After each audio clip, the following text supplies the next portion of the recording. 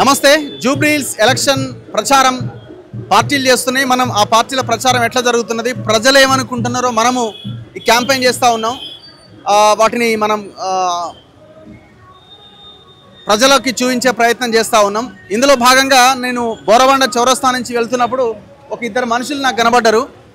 ఒక ఇద్దరు మనుషులు అన్నోన్ పర్సన్స్ వీళ్ళిద్దరు, కానీ నాకు తెలిసిన పర్సన్సే. సో వీళ్ళు ఒక వినూత్నమైన ప్రచారం చేస్తున్నారు. కాంగ్రెస్ ఏమో కాంగ్రెస్ కోట ఏమంటుంది, బీఆర్ఎస్ ఏమో బీఆర్ఎస్ కోట ఏమంటుంది, బీజేపీకి ఏమంటున్నది, ఇండిపెండెంట్లు మా కోట ఏంటి అని అడుగుతున్నారు. కానీ వీళ్ళిద్దరు మాత్రం ఎవరికి ఓటేయదు, కేవలం నోటా మీద మాత్రమే ఓటేయండి అని అడుగుతున్నారు. సో ఒక్కసారి వాళ్ళు కూడా మాస్కులు పెట్టుకొని ప్రచారం చేస్తున్నారు, వాళ్ళ ఫేస్లు కనబడకుండా. ఎందుకంటే కొంత వినూత్నంగా ఉండాలి, ప్రజలకు రీచ్ అవ్వాలని కొంత డిఫరెంట్గా వాళ్ళు క్యాంపెయిన్ చేస్తున్నారు. ఒకసారి వాళ్ళ ఫేసెస్ చూడొచ్చు. ఒక మాస్క్ ఏర్పాటు చేసి పెట్టుకొని ప్రచారం చేస్తున్నారు. సో వాళ్ళ యొక్క బ్యానర్లు చూడండి. గాడిద లీటర్ పాల విలువ 1500, నీ విలువ కనీసం 1000 అయినా ఉందా, ఓటును కొనే నాయకులు, ఓటును అమ్మే ప్రజలు, తెలంగాణలో గెలిచిన ఎమ్మెల్యేలు ఏం చేయట్లేదు, జూబ్లీహిల్స్లో ఎన్నికలు అవసరమా, ఓట్ ఫర్ నోటా అంటున్నారు వీళ్ళు. ఇది కూడా అంతేనా? జూబ్లీహిల్స్ ఎన్నికలు చూస్తుంటే విరక్తి కలుగుతుంది. రాజకీయ నాయకుల మాటలు, రాజకీయ నాయకుల ప్రచారాలు, రాజకీయ నాయకుల ర్యాలీలు, పరుగులు, ఒకరి మీద ఒకరు దుమ్మెత్తిపోయడం, గెలుపు కోసం చెప్పారని విషయాలు, ఇవన్నీ చూస్తుంటే విరక్తి కలుగుతున్నది.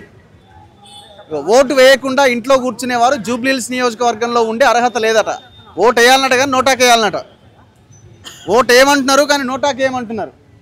ఓటు వేయకుండా ఇంట్లో ఉండకండి, కనీసం నోటాకైనా వేయండి.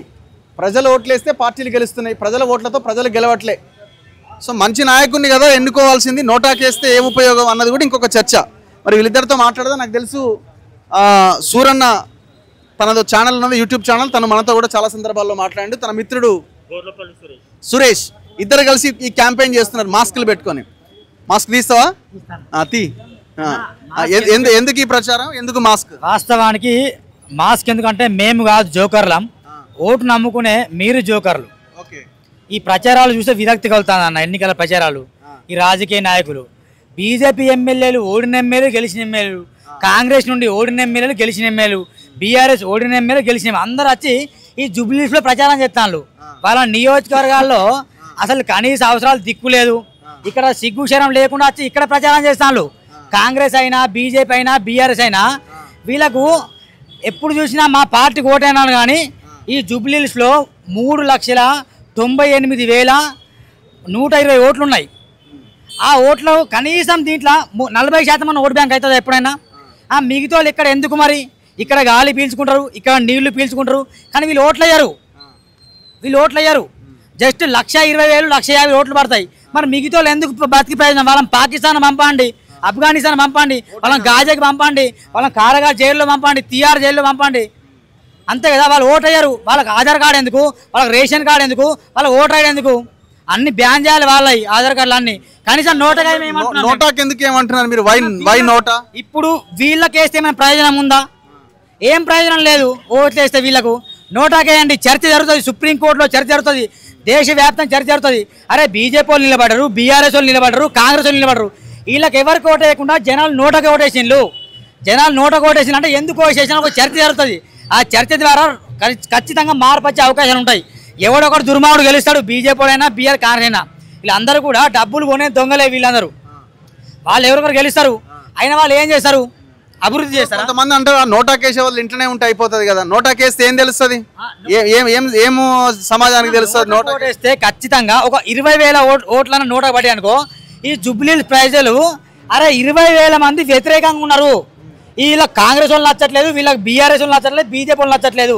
ఈ ఉచిత హామీలు ఇస్తాను, అప్పుల కుప్ప ఇస్తారు, రాష్ట్రాన్ని దోచుకుంటాను అనే ఒక విషయం అర్థమవుతుంది. మొత్తం ప్రజలు విరక్తిగా ఉన్నారు. అందుకే నోటాకేమని చెప్తున్నాం మేము. పబ్లిక్ ఎట్లా రిసీవ్ చేసుకుంటున్నాం మీ క్యాంపెయిన్? రిసీవ్ చేస్తాను. ఖచ్చితంగా మునుగోడులో గిట్లనే చేసినాం. 3,900 ఓటు బ్యాంక్ వచ్చింది మునుగోడులో. గతంలో సిరిపూర్లో కూడా నోటాకు పడే ఓట్లు అధికారం ఎవరికన్నా పడితే అతనే గెలుస్తుండే. అక్కడ మొత్తం రాష్ట్ర వ్యాప్తంగా ఖచ్చితంగా జూబ్లీహిల్స్లో నోటా కనుక ఓట్లు వస్తే బరాబర్ చెప్తున్నా చర్చ బాగా జరుగుతుంది. నోటాకి ఏమని అడిగినప్పుడు కూడా మరి ఎంత ఇస్తామని అడుగుతలేరా మిమ్మల్ని? అది తెలియదు కదా, ఇది కూడా పార్టీ అన్న అడుగుతున్నారు. చాలా మందికి తెలియదు. వాస్తవానికి నోటా ప్రచారం అనేది ఎలక్షన్ కమిషన్ ప్రచారం చేయాలి. ఈ గుర్తు పెట్టిన విలువ ఉందనే కదా, ఈ గుర్తు పెట్టిన విలువ ఉందనే పెడతారు కదా అన్న. మరి ప్రచారం ఎవరు చేయాలి? ఎలక్షన్ ఇండియా చేయాలి, వాళ్ళు చేయరు. వాళ్ళకి ఎంతసేపు ఓటర్ల లిస్ట్ ఎంత ఉంది, అదే బూత్ కమిటీ ఏమంటారు జనం, ఎంత ఇస్తారని అంటారు? ఎంత ఇస్తారు, మీరు ఎంత ఇస్తారు, కనీసం 5,000 ఇస్తారని అంటాను నేను. అరే ఏమీ లేకనే మేము నోటాకి ఏమని చెప్తున్నాం, ఇంట్లో కూర్చోదు కనీసం నోటకాండి వేయండి. బీజేపీ వాళ్ళకు బీఆర్ ఓటు వేయని జనాభా ఎక్కువ ఉందన్న జూబ్లీస్లో. సగం మందిలో సగం కూడా ఓటు వేయరు. లాస్ట్ ఎలక్షన్ 48% అనుకుంటా, 47 పాయింట్ సంథింగ్ అంతే, 42% అయింది అంతే. మరి మిగతా సగం జనాభా ఇక్కడ బ్రతికి ప్రయోజనం ఏందంటున్నా నేను. చచ్చిపోండి అంటున్నా నేను, బ్రతికి ప్రయోజనమే నోటకేయకుండే. నోటకాన్ని ఏమన్నా కనీసం ఓట్లన్నా తెలుస్తాయి కదా. నోటకే సరే బీఆర్ఎస్ కింద వచ్చినాయి, కాంగ్రెస్ నోటకే బాగా వచ్చిన కాన్సెప్ట్ వస్తుంది కదా. పార్టీలు ఏమంటున్నాయి మీ ప్రచారం చూసినప్పుడు? పార్టీలు ఏమంటే మీరు ప్రచారం చేయకండి, మీరు ప్రచారం చేస్తే మా ఓటు బ్యాంక్ దెబ్బతింటారు అంటారు వాళ్ళు. ఎందుకంటే నోటకేసే జనాలు ఉన్నారు అట్లా, అందుకని మాట్లాడు సూరి. మీరు బ్రదర్ మీరేమనుకుంటున్నారు, ఈ ప్రచారం ఎందుకు స్టార్ట్ చేశారు? దేశంలో ఎన్నో ఎలక్షన్స్ జరుగుతున్నాయి, కానీ గెలిచిన ఎమ్మెల్యేలు కానీ ఎంపీలు కానీ ఎవ్వరు అభివృద్ధి చేయట్లేదు. దానికి నేను సింపుల్గా ఎవ్వరు రారు, ఏం చేయరు. ఇంట్లో ఖాళీగా కూర్చునే కన్నా వచ్చి నోటాకైనా ఓటేయండి. మీరు నోటానికి ఇట్లా గెలిపిస్తే కేంద్ర రాష్ట్ర చట్టసభల్లో, కేంద్ర రాష్ట్ర ప్రభుత్వాలలో ఒక చర్చ జరుగుతుంది. ఎందుకు నోటాకేస్తున్నారు, ఎందుకు అభివృద్ధి చేయట్లేదు, ఈ ముసలోళ్ళు ముతుకలు వీళ్ళు గెలిచి ఏం ప్రయోజనం లేదు. వాళ్ళు బయటికి రావడానికి మెట్లు తీయడానికి ఇబ్బంది పడుతున్నారు.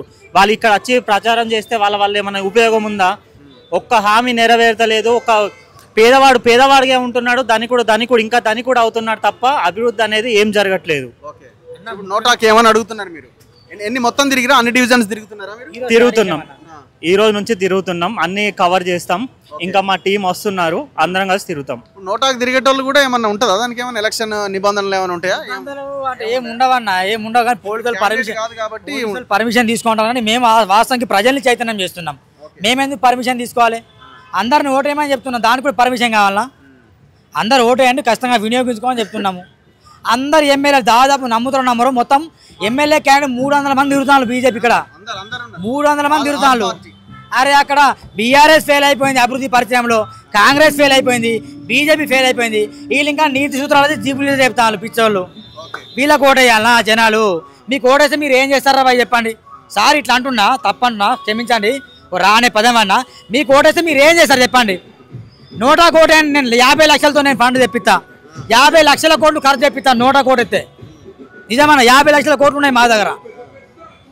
చూద్దాం మరి పబ్లిక్ ఎట్లా రిసీవ్ చేసుకుంటారు, ఎన్ని ఓట్లు పడతాయి అన్నది. మినిమం ఒక 4-5 వేలైనా పడతాయా? ఖచ్చితంగా 4-5 వేలు కాదన్నా కనీసం 10,000 ఓట్లు పడతాయి నోటాకి. నోటానే ఈసారి గెలుపు డిసైడ్ చేసే నోటానే. బాధపడతారు నవీన్ యాదవ్, బాధపడతాడు దీపక్ రెడ్డి, బాధపడతాడు సునీత కూడా బాధపడతారు. నోటా టీంని కంట్రోల్ చేయండి. మీరు ఎట్లా కంట్రోల్ చేయాలి? మీరే ఓటాకు వీళ్ళు ఎప్పుడు కూడా వీళ్ళు ఎప్పుడు కూడా ఏం చెప్తారంటే అందరు ఓటేమని ఎప్పుడు చెప్పట్లే, మాకు ఓటేమని చెప్తాను. కానీ అందరూ ఓటు హక్కుని వినియోగించమని చెప్పని నాయకులు వాళ్ళ నాయకులు కాదు, ఖచ్చితంగా వాళ్ళు చెప్పాలి మా డిమాండ్ అన్న. సో ఇది సిచ్యువేషన్. సరే నోటాకేస్తారా ఇంకా దేనికేస్తారో పక్కన పెడితే, మెజారిటీ ఓటర్లంతా ఎలక్షన్స్లో పాల్గొని ఓటు హక్కును వినియోగించుకోవాల్సిన అవసరం ఉంది. ఓటు హక్కు వినియోగించుకోకపోతే మీకు అడిగే హక్కు, ప్రశ్నించే హక్కును మీరు కోల్పోతారు. అదే సమయంలో మీరు డబ్బులు తీసుకొని దయచేసి ఓటేయకండి, మందు దాగి ఓటేయకండి. ఇది ప్రజలంతా గమనించాల్సిన అవసరం ఉంది. జూబ్లీహిల్స్ ఓటర్లంతా గమనించాలి. 4 లక్షల ఓటర్లలో కనీసం 80% ఎబో ఈసారి ఓటింగ్ జరగాల్సిన అవసరం ఉన్నది. చూద్దాం మరి ఏం జరుగుతుంది అన్నది.